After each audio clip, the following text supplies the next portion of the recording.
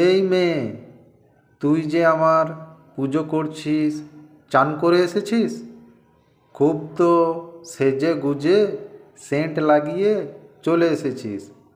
আরে, আমার মাথায় জল ঢালছিস যে? উপোস করেছিস? পেট ভরে তো সব কিছু খেয়ে এসেছিস।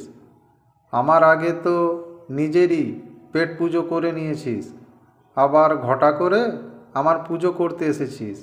ভেবেছিস আমি কিছু জানি না? না, সব কিছু জানি, কাউকে কিচ্ছু বলি না।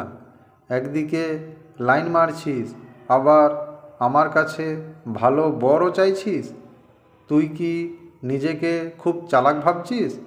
যতই পুজো কর আর যতই জল ঢাল, কিছুতেই তোর খুলবে না কপাল। তুই যেমন সেই রকমই হবে তোর বর, আর তাকে নিয়েই সারা জীবন করবি তুই ঘর।